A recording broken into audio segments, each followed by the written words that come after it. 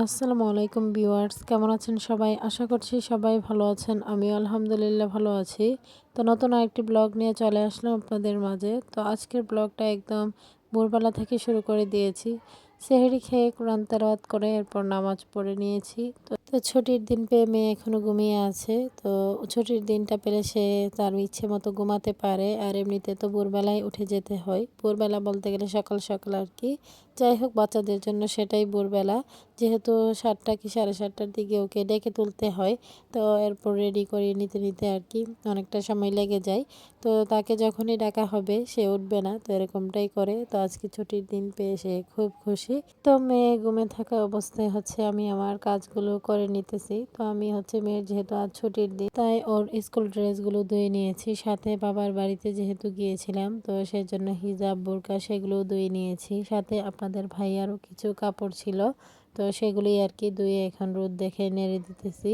তো এখন কিন্তু বেশ ভালোই রোদ থাকে, আর পুরো বাড়ি ভর্তি এখন রোদ থাকে।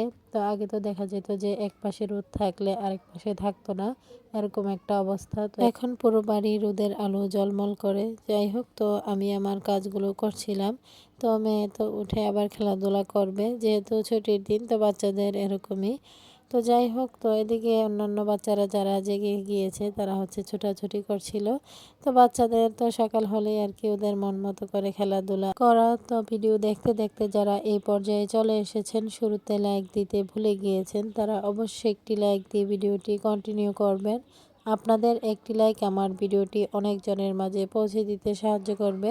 তো আশা করছি যে আপু ভাইয়ারা দেখবেন তারা অবশ্যই লাইক দিয়ে ভিডিওটি দেখা শুরু করবেন। তো আপনাদের ভাইয়া বাজার থেকে এখানে মিষ্টি কুমড়ো, সাথে দেশি ছোট আলু পাঠিয়েছে এবং দেশি মাছ। তো এই মাছগুলো দেখে খুবই ভালো লাগছে। তো দেশি ট্যাংরা মাছ আর কি পাঠিয়েছে। তো সেহরিতে কিন্তু এই দেশি মাছগুলোই খেতে ভালো লাগে বড় মাছের থেকে।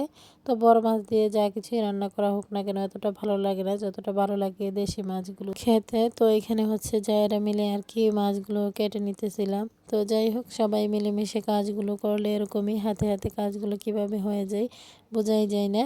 তো এত মাছি ছিল, কি বলবো, মাছিগুলোকে বারবার হাত দিয়ে সরিয়েও জানি না, যখনই মাছ সবজি কাটতে আসবো এই মাছিগুলো কোথা থেকে যে চলে আসবে। তো এদিকে আমি আবার গাছ থেকে সিম পেড়ে নিতেছিলাম দেখে দেখে, যেহেতু আজ সিম দিয়ে আলু দিয়ে ভাজি করব। তো সাথে মিষ্টি কুমড়ো রান্না করা হবে। তো আজকে ইফতারে আর কি চিতই পিঠা বানানো হবে, তো সেই জন্যই মিষ্টি কুমড়োটা পাঠিয়েছে। তো এদিকে আমি বসছি সবজিগুলো কেটে নেওয়ার জন্য। তো এখানে ধনিয়া পাতা, কাঁচামরিচ, পেঁয়াজ, আলু থেকে শুরু করে যা যা কিছু আর কি কাটবো সব কিছু একত্রে নিয়ে একটা বোলের মধ্যে পানি নিয়ে বসেছি, যাতে করে আর বারবার উঠে যেতে না হয়। যাই হোক, পরে তো আবার ধুয়ে নেওয়া হবে, যেগুলো একবার ধুয়ে নিলেই হবে সেগুলোই আর কি ধুয়ে দিয়ে কেটে নিব।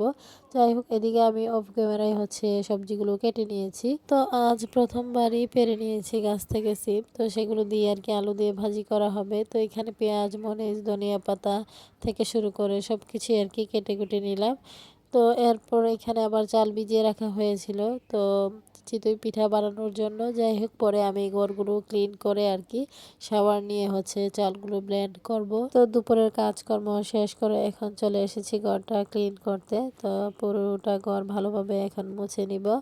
তো ঘর যত পরিষ্কার থাকে ততই ভালো লাগে, আর ঘর বাড়ি যদি পরিষ্কার না থাকে মনও শান্তি লাগে না। যাই হোক, আমাদের মেয়েদের কাজই এগুলো, বাড়ি ঘর ভালোভাবে পরিষ্কার করে রাখা। তো এরপর আমি শাওয়ার নিয়ে মেয়েকে খাইয়ে দিয়ে ওকে ঘুম পাড়িয়ে দিয়েছি। তো আমিও নামাজও পড়ে নিয়েছি, নামাজ পড়ে চলে এসেছি এখন চালগুলো ব্লেন্ড করতে। তো এখন আমি একে একে সবগুলো চাল ব্লেন্ড করে নিব। তো সবার কাছে আমার ছোট্ট একটি রিকোয়েস্ট, কেউ স্কিপ করবেন না, পুরো ভিডিওটি দেখে নেবেন। ভিডিওর কোনো অংশ দেখে যদি আপনাদের একটু ভালো লেগে থাকে, লাইক কমেন্ট শেয়ার করে দিবেন। আমার ছোট্ট চ্যানেলটিকে সাবস্ক্রাইব করে বেল আইকনটি বাজিয়ে দিবেন। যারা নতুন ভিউয়ার্সরা জয়েন হয়েছেন তাদের কাছেও যদি আমার ভিডিওর কোনো অংশ দেখে একটু ভালো লেগে থাকে, সাবস্ক্রাইব করে পাশে থাকবেন।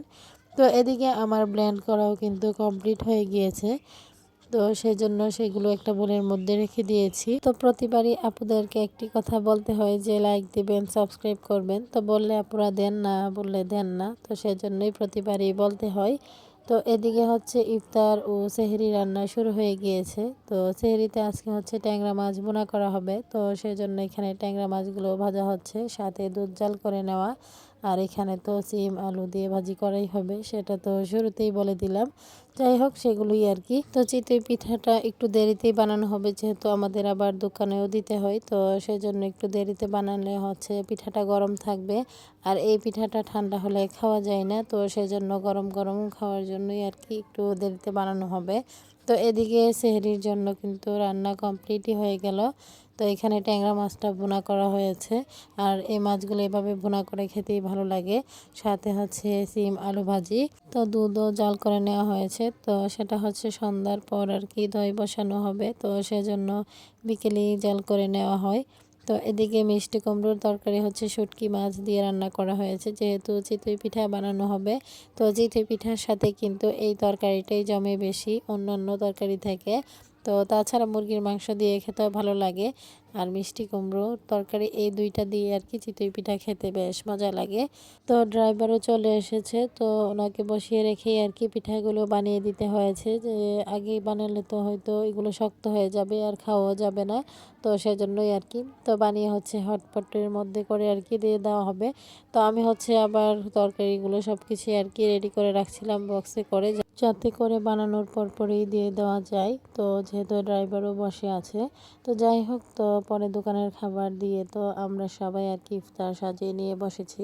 তো বাচ্চাদের নিয়ে, বাচ্চারা জুস ছাড়া কিছুই মুখে দেয় না। তো 3 জা ও ননদ 4 জন মিলে আলহামদুলিল্লাহ সবাই একসাথে বসেছি ইফতার করার জন্য।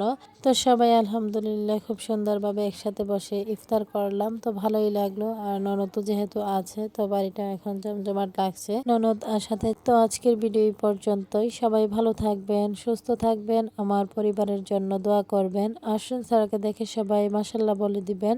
সামনে নতুন কোনো ভিডিও নিয়ে আবারও চলে আসবো আপনাদের মাঝে। সেই পর্যন্ত আশা করছি সবাই সাথেই থাকবেন, ফুল সাপোর্ট দিয়ে যাবেন। আল্লাহ হাফেজ।